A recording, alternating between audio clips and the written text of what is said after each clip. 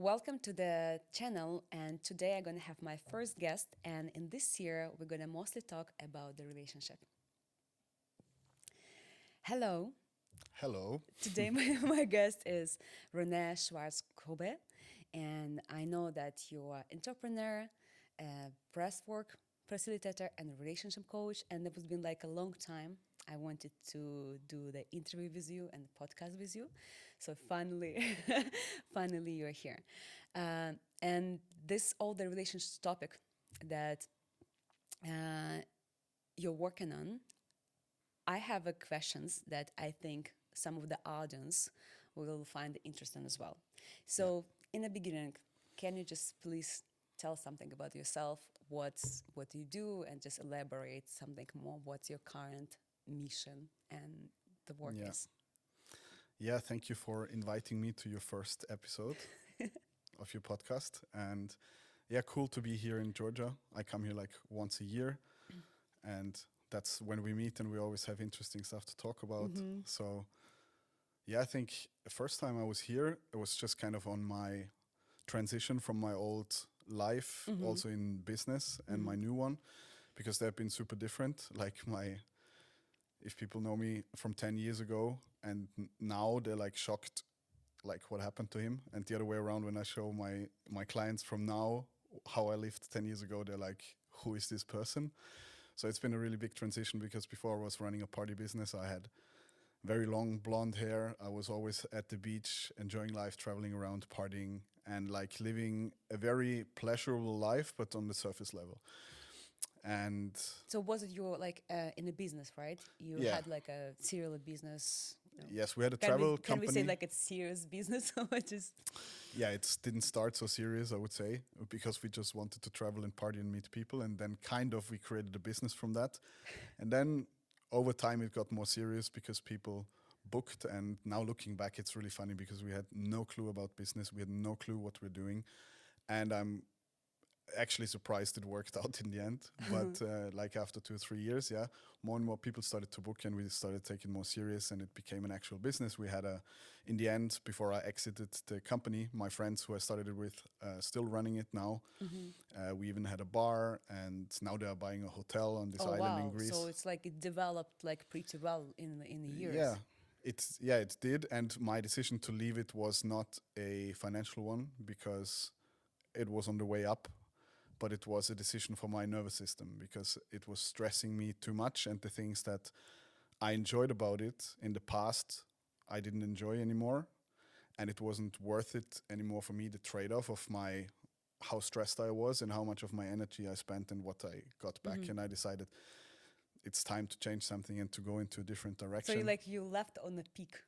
Yeah, I did To get, actually. like to have a like peak, everything is successful and everything, and then Yeah. what happened that actually the major shift that you decided, okay, so like some people I know like they leave in the business because it's not going well or something, but then you were like in a peak, right? Like Yeah. financially, Yeah. there would be like some future, and then you decided, okay, I just don't want to do it anymore.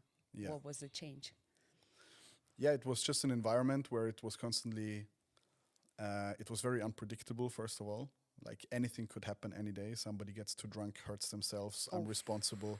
We're working with different hotels, bar owners, clients. I talk to hundreds of people every day, and I felt a lot of pressure to please everybody, which I later realized this is one of my biggest patterns as my personality or my behaviors that were really challenging, that I brought from my childhood, like to please everybody. And being in that environment, it was simply impossible, because there were so many people having different wants, and I just got complaints every day. And I was waking up looking at my phone, already my heart rate going up, being afraid something bad had happened last night, somebody is not happy with what we did, one hotel owner is angry at me. Doesn't matter, like so many things could have happened on any given day. And when I realized that even in winter, when we had off season and when nothing was going on, I woke up the same way. I still looked at my phone, heart rate up, because my nervous system was so used to that. And I was programmed for being ready for threat, even though nothing was going wrong. and And in a I'm, peaceful time, you're just like, okay, I'm ready to defend. I'm ready to yes, something unexpected. yeah. And so, yeah, my nervous system was constantly stressed, even there was no threat around, which is also a topic that goes into relationships. If we take our past experiences and our nervous system perceives something as a threat, even though there is none, it can lead to behaviors that are not helpful in a relationship. And also me in this time also simply not feeling good because I was constantly stressed. My system was stressed, so my capacity to feel joy, positive things was just almost gone because I was worried too much about things. Well, like that time, were you actually thinking like, okay, my nervous system right now, like, No, that's how I like, talk now. now it's now. But what was there that you just like, okay, I cannot do it the same way anymore. So what was like a kind of wake Yeah. up or the switch or that like leading to the topic, how you started to do the breathwork or something. Yeah. So like where like you look into something traditional. What was like you live in your life, you working, you have still enjoyment, but there's Yeah. something is happening that you're just like, okay, what was your urge, to even to try to do like a breath work or something? How did it happen? Yeah, so I think there was not one specific moment, but if I have to pin it down, it was my time in Thailand when I spent the winter in this paradise island, working a couple of hours online, getting ready for the next summer season in Greece with our travel business. And I could do whatever I wanted on any given day and do all the things that I always thought will make me happy. And Ooh. I still felt empty suddenly. What am I doing? Oh, today I'm going to say again 10 times, hey, how are you? Where are you from? Cool. How long are you traveling? There was no depth to it and it was just not enough anymore. The alcohol as well didn't give me the same dopamine hit or whatever anymore. The casual connections also with women back in that time that gave me a lot of, I think, boost for my self-worth. That was like one way of compensating what's lacking inside of me. I know that now looking back. And I just felt like I'm not enjoying this anymore. And even though I'm doing everything I thought is making me happy and I feel empty, that was pretty scary. And I understood, okay, something needs to change. And I didn't know what at that time. And that's what led me to finally listening to some of the people in my life, like my mother and some of my good friends who have tried to nudge me into this direction. Hey, read this book. Hey, learn a little bit more about yourself. And I was always very defensive towards that. But that then when I started to get back to them and say, hey, what was the thing you told me there? I'm ready to explore this part of me that I've probably been avoiding or hiding. And that kicked off the journey. Well, did I understood it correctly? So you reached to the point about this picture of successful success Yes. of having like a laying down like on the beach, working couple of hours a day, Yeah. and like something that you envision and dreaming. When you reach to the point that wasn't satisfying you. Yes. And that can be scary because, and now working with a lot of successful entrepreneurs as well, they think if I achieve that level of financial success and I sell my company for X million, then I will be happy. Then I will feel safe. And then them realizing I feel nothing having all this money on my account because I'm not waking up every day and look at my phone and think, oh, I'm rich. Yes. It becomes normal, you know? It's like, and I'm not saying like this is also a topic. I'm not saying that financial freedom isn't great. Of course, you don't have to worry about things. You can afford to do nice things. It's great. But if you're not like satisfied with yourself and happy at your core and with your relationships, the money will not help you either. And in some ways, when I look back, when I had like sleeping in a small apartment and I was worrying about the end of the month and how I'm going to pay for this and that, at least I knew why I was worried and why I'm feeling bad because I had things I can grow on. You know, I don't have a great relationship. I don't have a great apartment. I worry about my finances. So it's like, of course I'm worried, but I can work towards something. But if you are there where you thought you have everything you wanted and you're still not feeling good, that's really scary because where am I going from here? You know? So, okay, if I understand, if we have this feeling of worriness about basic needs to cover our basic needs, right? To don't have like too much worry about financial, then what kind of feelings you experience already have this base or ever have us like, let's say, stability, but what was the feeling that was not like a worry about the financial? What was the main feeling that was just not making you feel the way you wanted to feel? Yeah, I would say some numbness, not Numbness. yeah, like not feeling enough. It was like I don't feel alive anymore, even though I have access to all these great things. And what I know now is that I was worrying so much that I took so much on myself, judged myself, blamed myself, trying to portray an image that cost me so much energy that all the energy was taken for the things I worry about and nothing was left to.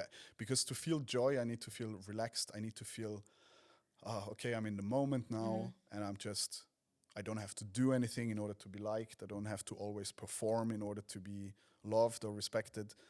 But if I'm constantly trying to do that, I can't relax. And then I protect myself from feeling all maybe what's underneath it, this hurt, this pain, sadness, whatever things I haven't worked on or I haven't overcome from my past.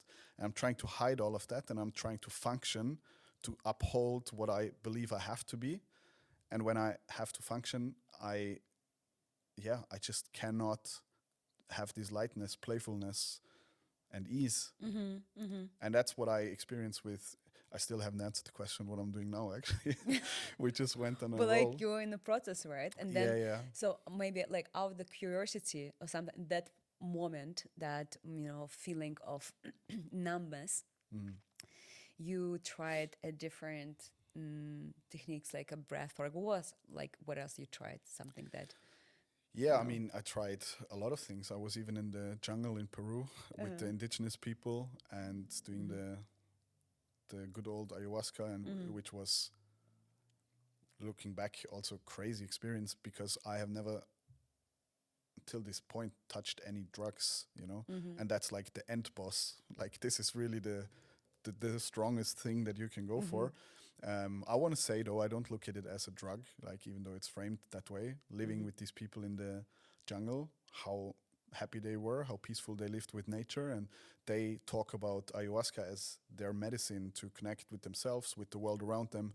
So I was like, who are we to judge that as a drug? When I thought we have a lot to learn from these people. It's maybe not the way I want to live my entire life, just being in the jungle, but I definitely learned a lot from them and from this experience. And that kind of,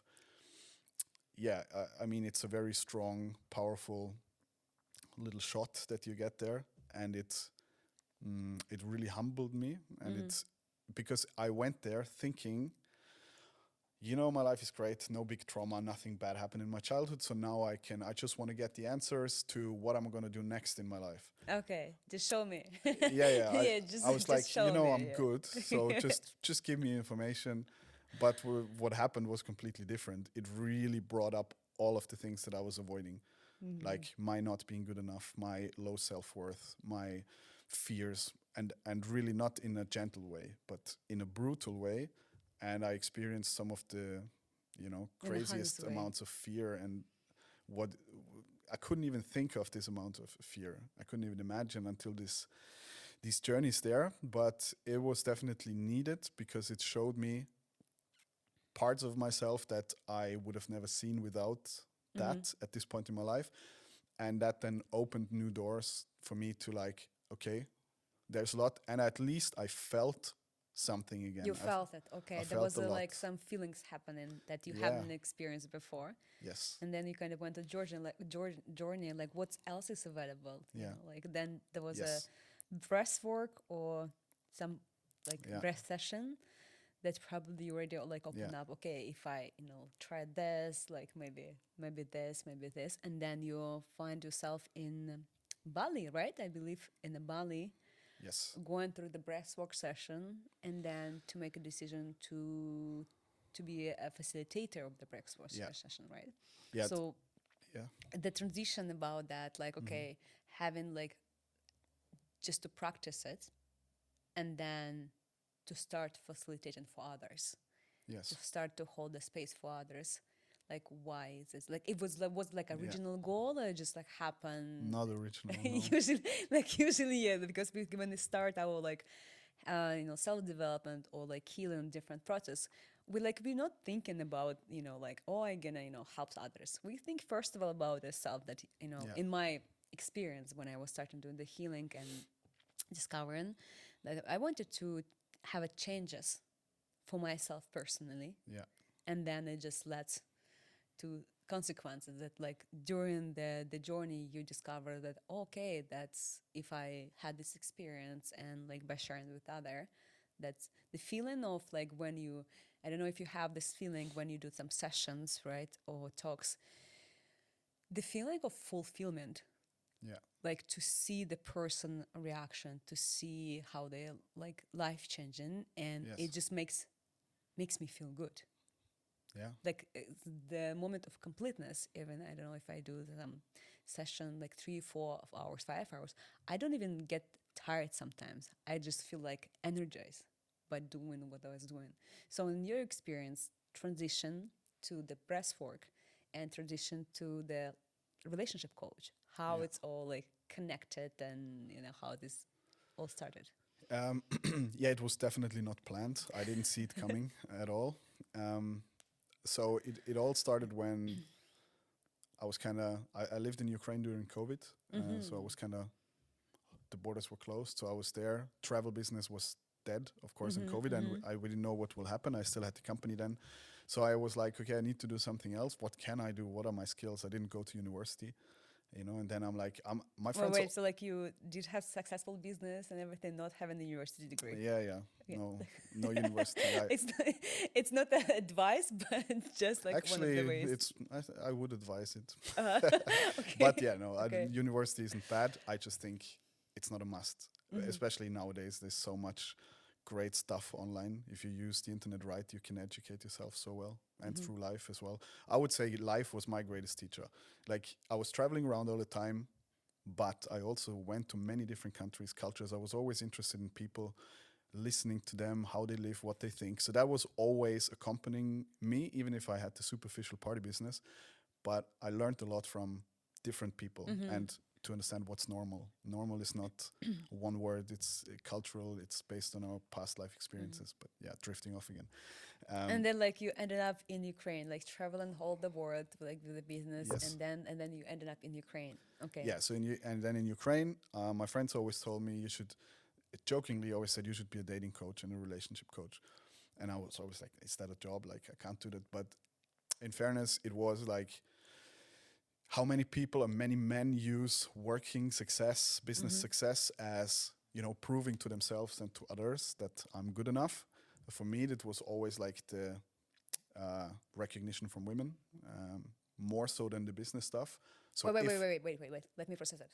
Like one of the way that one of the things that you wanted to be successful yes, in the business is to have a recognition from women. yeah. That was because I felt growing up, I was always the smallest. Like there's many reasons I have uncovered why I felt that way. But I had really good looking, tall friends. I was the smallest. And I had this, feeling many people have that of not being good enough for different reasons. And I was always the one that was ignored. So I was like, I don't like that. And what can I do to catch up to these other guys who are so tall, good looking? So I'm like, okay, I can try to understand people better, how to communicate better, how to understand what they actually need, so I can increase my value in terms of my relationship with women. And that led to when I was 16, all my friends came to me and, Renee, I have this situation with the girl. So that's what she wrote. What should I write back? I was ghostwriting for my friends. And I was really good at that. So it So already. you've been the respondent to the text that Yes. was given advices, Yeah, yeah, even yeah. like at age of 16. Yeah. Okay. So So that that- was not like called like relationship coach, a dating No, no, coach no. that time. That's but something. but it was already like kind of in my life, and it all started from a fear of not being good enough. That's why I needed to read the room. That's why I needed to understand what people want from me in order for them to like or love me, which is created a really good skill for myself, but also it wasn't really the healthiest way of getting there, because I tried to fill some void inside of me, and that also led to manipulation and stuff. And I was for sure manipulating women some parts in my young life just to feel good about myself. And I would say now I still have the skills, but I'm using that in a more positive way, And than I so it's used like to. some wizard that, like he knows has a power, but then there's this conscious choice to use the power for like, let's say, to Yes. which side you're Yeah. on. Okay. Yeah. And so probably So like good in seeing other manipulation, yeah, since you for know. sure. Yeah. I I love human beings. I love people to analyze how we function, especially in my work in the last few years, where we get into very soon. I just saw how complicated we actually are as humans, and also not, because we all want and need the same things: love and safety. We want to feel See, safe. like this is the point. Like what I also realized by talking and to people a lot, like through my years, that we like probably different in many ways, Mm. culture Yeah. different, but in the core, most of the human beings, we wants like the same thing. Yeah. The core one is like to love, to be loved, to feel safe. Doesn't matter where you are. Yeah. And just like expressing it in a different ways. Like Yes. not even like unconsciously understanding. Okay, that's what I want. And Yeah. like by working with people, like starting just like giving advices, right? When we came to the point that people were reaching out to you Hmm. by discussing some of the issues they have, like building like a relationship or something. Yeah. Can you just name maybe the main questions on the main, I don't like words like problem, like a Mm. issue, like a challenges that people experience during their relationship and they reach out to you? Like a Yeah. top five, something that most Oh, common, because I it's believe it's like they're probably very similar to each other. yeah. It's a difficult one to answer, and I wouldn't say they. Sometimes they come with specific problems, but often they are more like, it doesn't work. Why? I don't get it. Like, and mostly the relationship coaching comes through my company that I have now, with when we work with entrepreneurs with breath work. So we use this very specific breathing technique combined with body work to really work with the body and with the subconscious and we do the normal coaching where we talk to people. It's also equally important, but that's really the combination that has been so powerful, to talk about things, get awareness of things. What are my triggers? What are my wounds from my past? How do I project them onto other people? And then also changing some of these deeper patterns with breathwork, because sometimes I understand things about myself rationally, but if I'm triggered, I can't help but follow this trigger. And even though I know rationally I shouldn't react that way now, people still do. So usually that's the first step. They come to us just in general wanting to improve their life. Some people are too stressed. Some people don't know how their future should look like. Some people have specific problems around certain things. But what happens in the end, and we work mostly with men with our main business. I have some private clients that are women as well, but mostly with my business partners, we have this company called Really Align, self-development company, and we work with men. And what always comes out in the retreats, and these are guys who have built successful businesses, some of them sold them already for millions of dollars, and they have everything one could dream of, you can say. But in the retreats, when it gets vulnerable, open, when we really share the things that matter, it's almost always comes back to relationships, romantic Wow. relationships. It's the Wow. most triggering topic for everybody, more important than business, more important than anything else. And The woman. the woman, yeah. And I think for women, it's probably Right? the same. So even the king have a kingdom and have a land. Yes. At the end of the day, Yeah. if he doesn't have a queen to share this kingdom, it doesn't feel Yeah. that way. Yeah. Hmm. Yeah. And what I also do is, like, I've been going through some interesting things in my personal life with a breakup from somebody I thought I'm going to spend the rest of my life with, to how do I date now with more intention? What do I actually need and want? And, you know, really learning so much, because in the past I would have, anything that I didn't like, I would have avoided, distracted myself. And this time I really, What do you mean? Like, okay, so can you break it down? hmm So if I had something don't like, I'm going to distract myself. Like, yeah. what exactly? If I don't like something, that I'm just going to Well, distract myself from it. yeah, well, it's a protective mechanism. Our nervous system is trying to keep us safe, and it learned certain things. And some emotions were never welcome or are uncomfortable. Like which one? Sadness, anger, depends on your childhood. Mm-hmm. But I think, let's say from the perspective of men, sadness, tears, it's many men connect that with weakness. Mm-hmm. And No, no, son. No, the men don't cry. yeah, They exactly. don't be sad.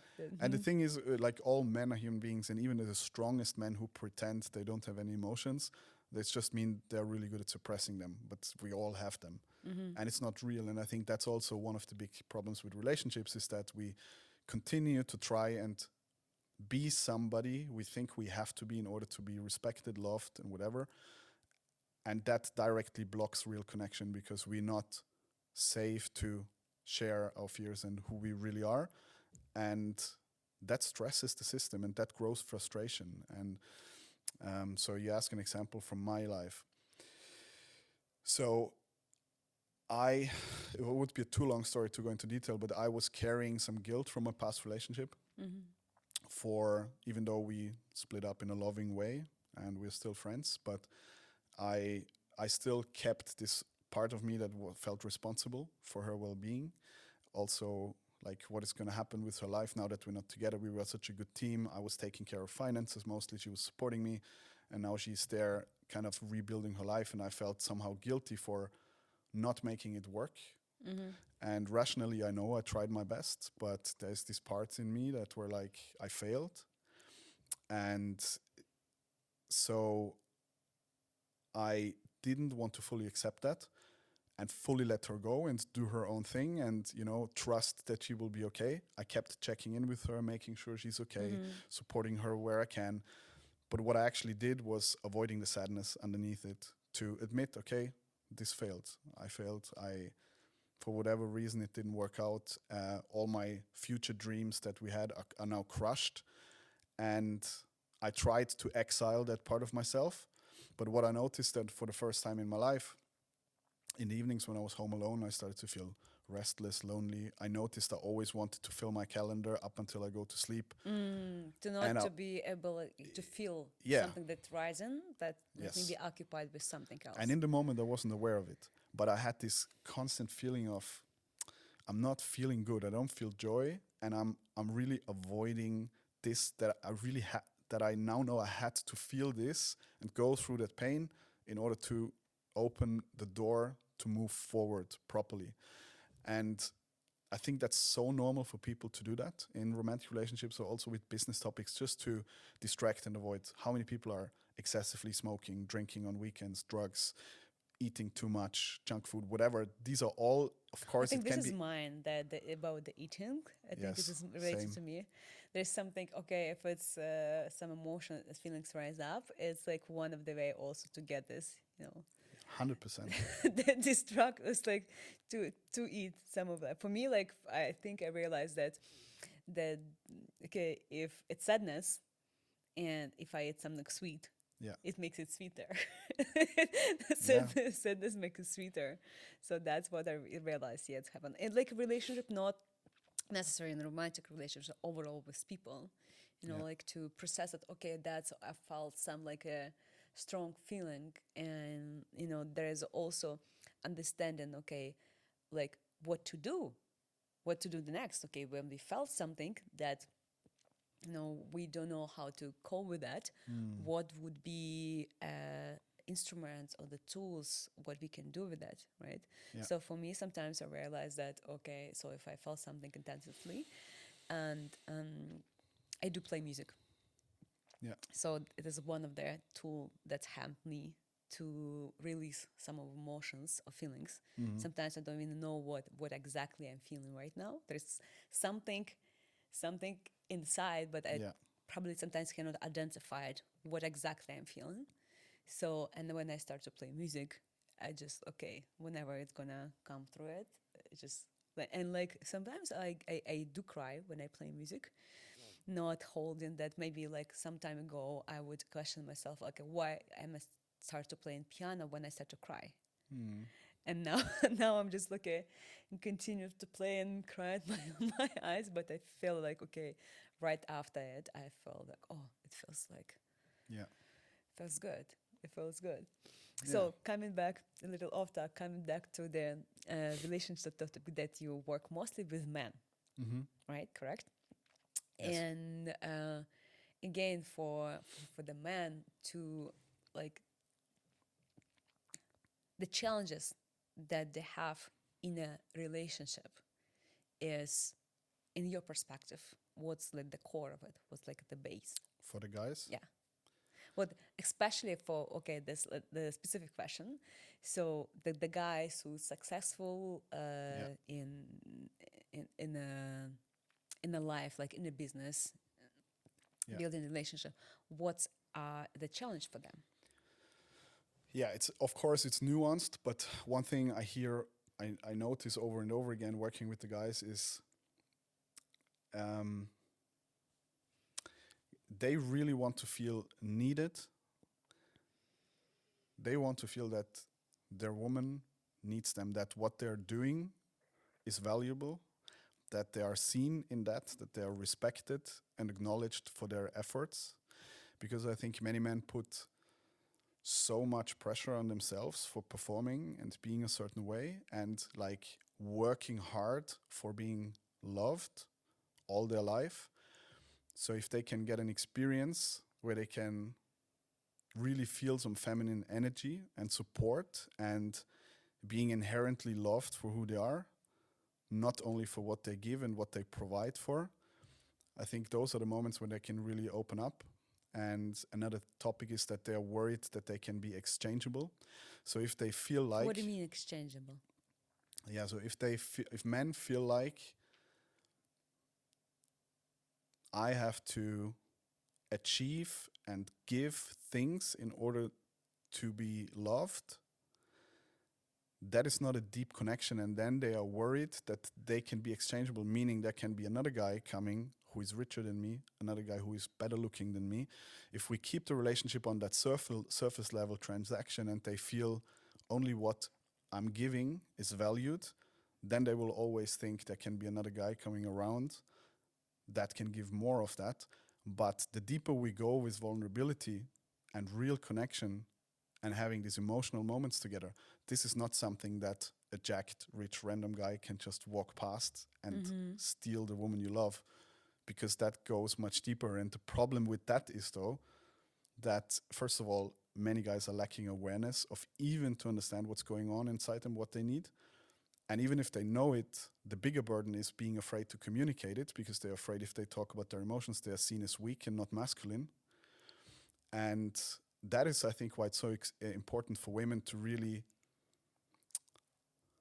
celebrate the man when he's opening up emotionally, even if it's something she doesn't like to hear. I think that's the end game. If he says something really vulnerable and she knows it was difficult for him, even if she has more questions and she doesn't like it, in the first moment to say, thank you so much for sharing that. That must have been really difficult for you. And I trust you even more now because you did that thing and you let me in. And that already lets them drop the guard. Wow, I just opened up, and no matter what she feels about it, she is appreciating the fact that I did.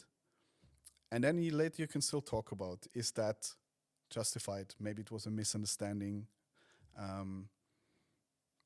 but this first moment, and I think that goes both ways as well.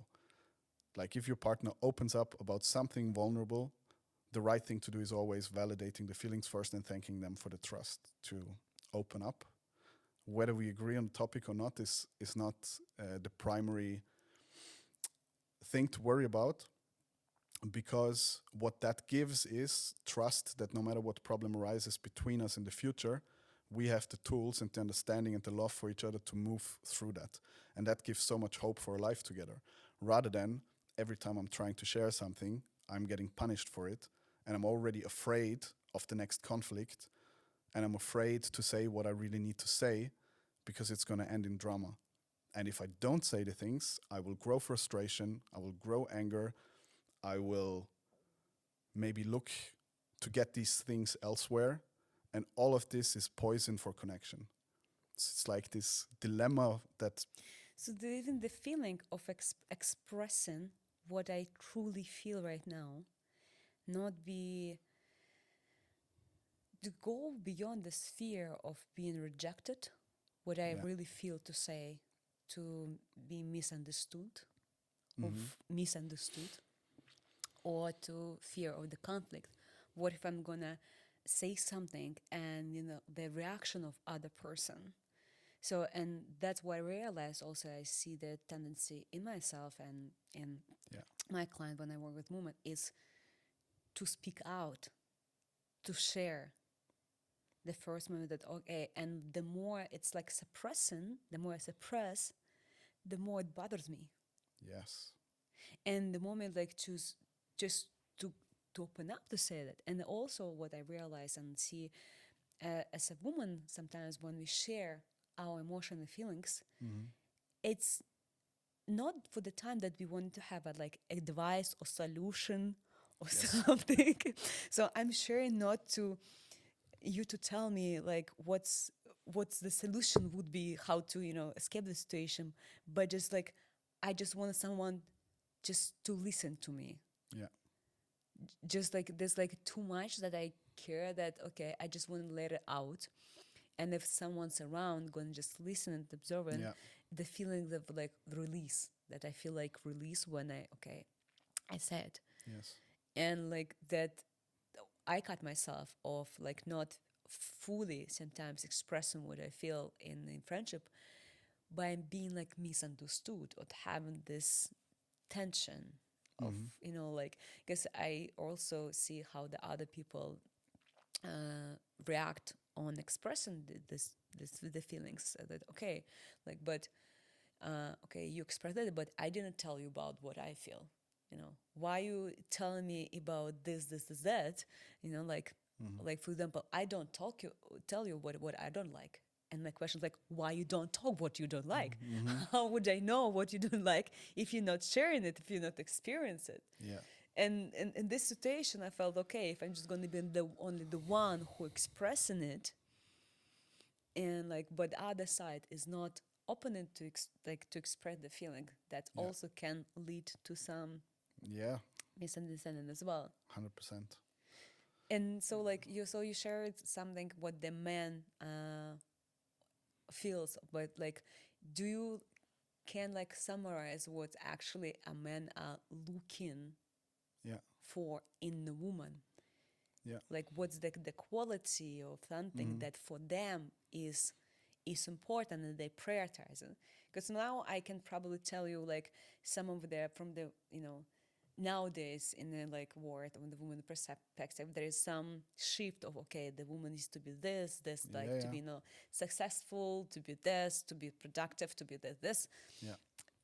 But is it actually just what's happening in nowadays world, that the world is telling the woman she needs to be in order to be Yeah. like loved? And from the first-hand experience, I wanted to ask you what they actually are looking in a woman, what the Yeah. successful men are looking in a woman, what's maybe the qualities. Mm-hmm. Yeah, it's an interesting one because it's also almost a political topic, and based on which country you are, the answers are going to be a little bit different. Like Oh, really? yeah, I live in Berlin, and if you talk there to a woman about more traditional relationship dynamics, many women in Berlin will be triggered by that because it's a very 50-50 mindset. However, if I suggest to a Ukrainian woman, hey, I want to go 50-50, she will say, bye bye, never see you again. Like Like, just like- 99% of the time. So it's really, that's like one big topic. For me personally, I grew up with 50-50, and through my lived experience of experiencing both, I really love the more traditional dynamic in a relationship now, and many of the other successful guys do as well. And that has nothing to do with a woman should be just in the kitchen or shouldn't have her career. No. So in I fact, have to ask. I have to ask. Like, so for me, I'm a Slavic woman, right? I was yes, growing up in the Slavic countries, but I lived in the Western world as well. So the word is like a traditional setting and 50-50. The traditional setting is, what do you mean? That the main is the main provider is the man for the like to cover the basic needs of the relationship. yeah, but also like energetically, a woman wants to feel like a woman. How many Slavic women say, "I want to feel like a woman next to my man," and the man likes to feel strong and like needed and like a provider, yes, but how it in the end looks in every couple, they have to decide for themselves. But I would say it's simple things like planning the date, opening the door, being a gentleman, um, you know, holding it together when she's emotional, being able to be the rock in difficult situations. Just like, yes, probably most of the time, Slavic women will want to stay with the children when they have kids, and the guy still wants to go to work. Where in Germany, it's not so much the case anymore. So I think, but for me, it's more a lot about energetics actually. And what all the guys want is feminine energy. What is the feminine energy? Yes. So in Eastern Europe, I lived in Eastern Europe quite a bit, and there's feminine things like painted fingernails, dressing up nicely, wanting, I don't know, a nice bag. I don't know, it's very superficial, but like women, these feminine things, but that's nothing to do with feminine energy. Feminine energy, and that's what a man appreciates, is in the way softness, in the way she can look at him with soft eyes, not with this coldness. Um, Nurturing energy, support, reading what he needs in a certain moment and just give him this warmth. And I think what often happens is when women are really strong in business, and again, like I'm not judging that at all. For me, it's the problem comes in when people cannot separate between business and private life and then bring this strong masculine, assertive energy into the relationship. And that's what makes men shutting down when a woman is really cold. I would say many men would rather have a woman that's a bit too emotional rather than her being cold. Interesting. And but then again, it's not so easy to find a man who can often handle those emotions well because he doesn't know how to handle his own. And that's why I'm so grateful to the guys that I'm able to work with, because they're really open to say, hey, I'm not perfect, and that's okay. We all have different traumas. We all have past experiences. And based on that, we might get triggered or misunderstood or whatever. And if both partners can acknowledge that, and that sometimes, even if none of the two is doing anything wrong, both might get triggered. And just to acknowledge the fact that it's not always me that, or I'm right, or that I'm wrong for feeling this. It's just is what it is. If I feel a certain way, I feel it. That's a fact. We can then discuss, is it justified that you feel that way, or can we move through that, or can I maybe work on that? But if I have a feeling in a certain moment, I need to be able to express that feeling. I need to be able to receive for that. And then we can talk about how to work with that or not. Sometimes people have just so misaligned needs that they're just not a good match. But because people date without intention often and think, oh, this woman is beautiful. Oh, she makes me laugh. Sex feels great. Let's go into a relationship without even checking any of the foundation that is much more important down the line after 2, 3, 4, 5 years. Because in the start, it's easy to just vibe on superficial connection and what it's... Hormones as Yeah. well, and everything. Yeah. So, and like when you were talking about like the client that you work, it's like the rich man, established man, like a businessman, right? Yeah. That they like when they approach the woman, saying that okay, like this man, the man who has the money, Yeah. will like look at the woman based on perspective. Okay, how she's successful or what, or it's just like a delusional thing that right now we're thinking about that. Also, like okay, Yeah. the rich man is like treated probably for the woman just because he has the money, right? Yeah.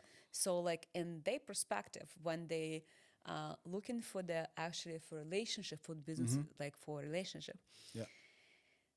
when you like look at the woman, for example, that she has, some difficulty or the challenges, it may be her financial or something, will it affect the Yeah. decision of, get to the connection, even though maybe she has like different qualities, but in the moment it's perceived as that, okay, like there's like Yeah. too much of the challenges or too much of like Yeah. problems or something, I will look something for like more less complicated. Yeah. Yeah. So this is a very interesting topic, this money topic. The guys are really afraid to feel like they are loved for what they give and for their money and not for who they are. And the more they feel they are loved for who they are, the more money they're willing to share with the woman. So sometimes women, in order to feel safe, my experience, they test and check on the guy. Does he know how to treat me? Can I feel safe with him when I'm the mother of his children? Is he gonna stay calm in difficult situations? Does he have enough money to give a good life to me and my children? These are all safety questions women will ask. You have the lifestyle questions, five-star hotels, and that's a different story. Some women have very high expectations, but at the core, I think it's very natural for a woman to want to feel safe, also financially, and have a man that she thinks in bad times I still trust him to be there for me and my family. Now, sometimes how women go about it is wrong, I think, or not wrong, but they trigger things in the man that scares them away before it even started. Okay, what's the triggers? Like if the guy feels there's already, and that more often happens with cultural differences. Women from Ukraine or Poland, they're just used to that the guy orders them a taxi, for example, and very simple things like this. In Germany, it's not normal to do that. So if the guy doesn't do that for a Ukrainian woman, she will already think, this guy doesn't understand women. I don't feel safe with him. And he will think, she already expects me to pay a taxi. She only cares about my money. So it's like the two things that can, both is really understandable if you really Know the cultural explain it. differences. Yes. Right. But at the core, like he's going to be really conscious and almost have an alarm system of, does this woman just want me for what I have? And if the woman can manage to actually see him as a person, and maybe in the start, be happy with simple things. Really, when he brings flowers, really say thank you. When he pays for the bill at dinner, even though it's the most normal thing for you to do, even though both know, yes, the man is going to pay, still look at him with a soft gaze and say, thank you so much. Acknowledgement. I appreciate Like it. acknowledgement Yes, of the thing. small things like this. The guy doesn't care if the woman has money or not, if he has money. He cares about if she has a passion, if she has something that makes her happy. If she has a job and is successful, great. If she loves to paint pictures and gets a lot of joy from it and spreads this joy with him, also great. What the guys want is a woman who has interests and passion and something that fulfills herself outside of the relationship for different reasons. For first of all, he can then admire her for that, and he loves this positive energy. And also, when a man is busy and the woman, so let's say, is just at home and has nothing to do, just waits for him to come home, he feels pressure and guilt for doing the very thing that he does to provide for the family. So then it can come into a dynamic of, oh, you work too much. And he's like, well, I'm doing this for you. And she's like, well, you don't spend any time with me. So both people get angry and feel like they're not getting enough, even though they want each other. So, and that's where the communication comes in. And people are so often not able to communicate well. And I really believe, you can even say the worst, the most difficult thing to your partner if you know how to communicate it. Because it's such a big difference on how you say things. And a little example from one of my clients, really not an important thing, but he met the woman, everything is amazing. And he was and then she was texting with some guy from another country that she met a few years ago, and she said, oh, we're just friends. So men then think, yes, but I want you to know that the moment you would tell this guy, let's go, he would be ready for it, even though you're just friends. But it doesn't matter. The thing is, she was texting with another guy. He doesn't necessarily think anything is there, but there is still some kind of nervousness inside him. Now, he said, oh, she's texting with the guy. I don't know what to do. And I'm like, what if you don't say anything? Oh, yeah, well, this will grow inside of me. I will not feel safe. I maybe start to do things to protect myself. Maybe I start texting with other girls. Oof. Okay, what if you tell her? Well, my fear if I tell her is that I appear weak or controlling.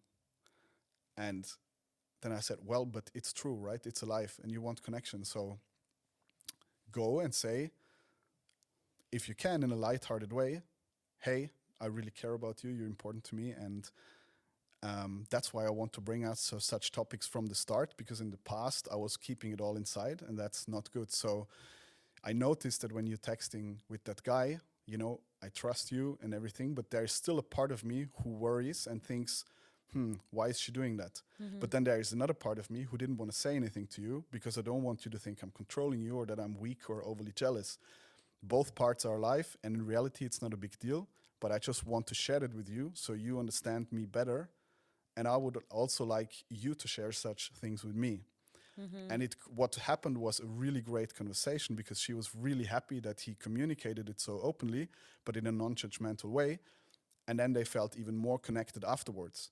What happens if the guy doesn't say it and it happens over and over again? One moment, Yeah, this boom. what are you doing with this Yeah, guy? yeah. Are you cheating on me? And she's going to be, are you crazy? He's just a friend. And then shooting at each other. And what happens? Connection lost, coldness, shutting down. And that's why so many relationships, when years and years have passed, there's no polarity. People don't want sex anymore. If I ask them the question, hey, how is your relationship? Most people say, it's fine. It's okay, you know. Can't keep eye contact. Yeah, you know, it's okay. That's how it is. Because people are not fully sharing. They're not fully themselves. They're eating things inside of them, and they're more busy trying to avoid drama and are already happy when nothing bad is going on and it's kind of peaceful, rather than, hey, it's amazing. How can we make life even better for each other? Because most people operate in a fear state because they're not sharing what they really feel. And then 90% of relationships fail in the Western world nowadays. And even those who don't, just a small fraction is truly happy with each other. And that was the one shocking thing that I realized really looking into this topic, talking to people. It's really difficult to have a sustainable, fulfilled relationship over a long time. In my opinion, the only way to do it is vulnerability and open communication. Wow. Yeah. So like, just wrapping up this like the storyline. Well, like, what advice would you give if you would just say, "Hey, Renee, that's the main advice. What do I need to do to have, to create or to have feel fulfilling relationship?"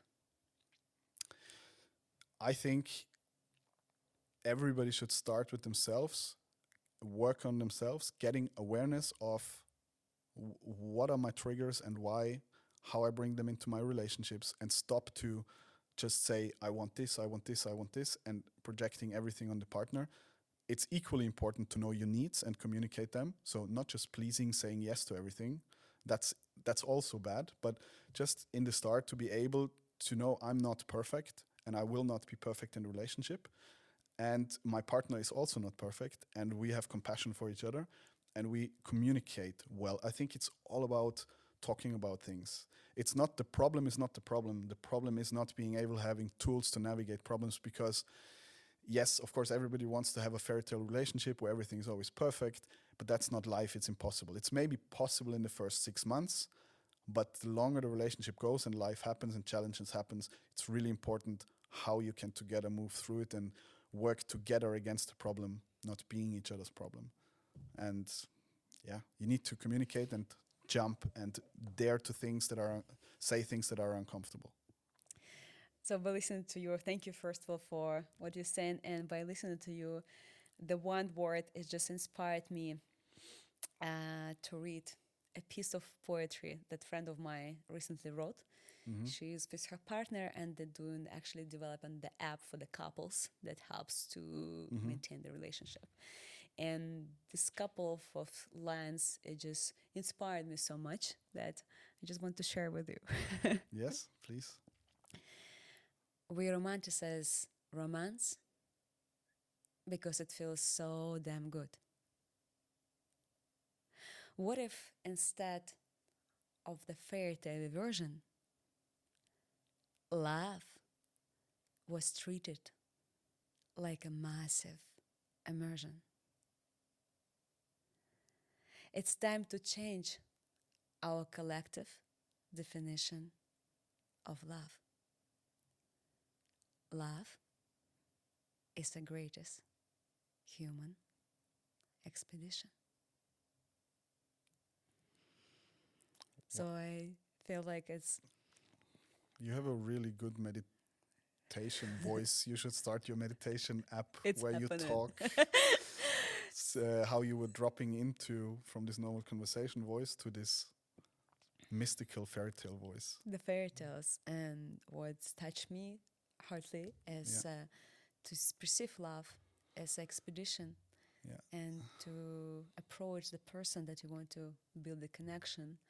Is it the person that you want to have this expedition, With. the deep, massive immersion of expedition? Yeah.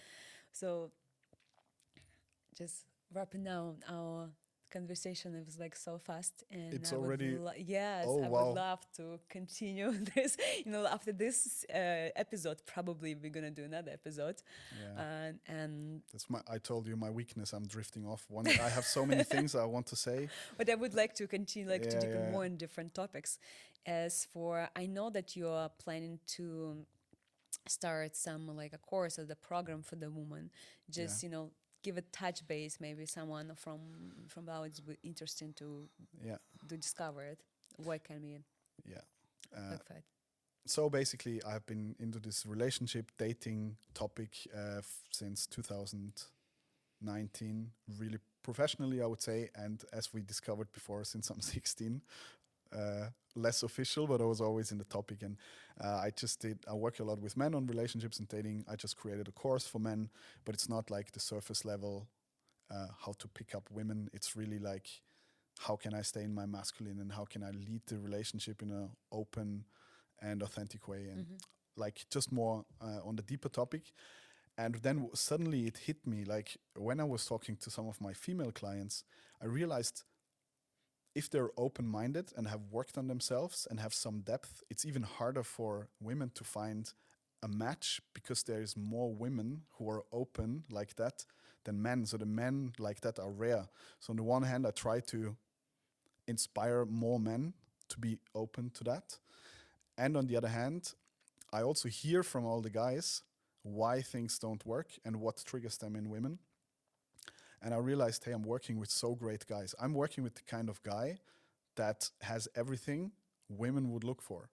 Talking about money, but openness. You probably just need to matchmaker Matchmaking, something yeah. to like this community, Yeah. something that people can actually, because you can look at these two words and they're looking for the connection, and you can also the one who can connect them, Yeah. by knowing all You're the not needs. the first one who said that. Even some of my female friends already said, can you introduce me to some of the guys, because wow, guys who are successful and working on themselves, Yeah. and are open-hearted and stuff, it's rare.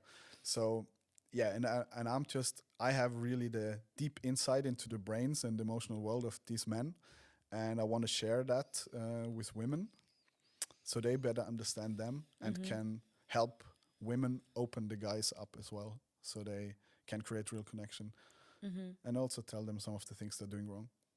Yeah, definitely. Yeah. Probably should sign up for this one. No, Yeah. I'm actually interested of development. Yeah. Maybe I'm going to be one of your Yeah. participants. So thank you for the great conversation, and I would love to go to some of these topics more Let's deeper, make a part and 2. probably have a opportunity to do it since I have we also can communicate outside of the podcast.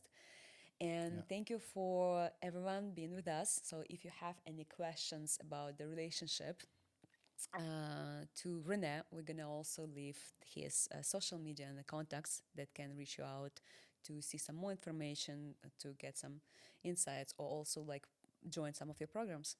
Cool. Right. Thank you so Thank much. you. See you latest next year in Georgia again. Well, I'm here once a year we'll minimum. see. So No. yeah.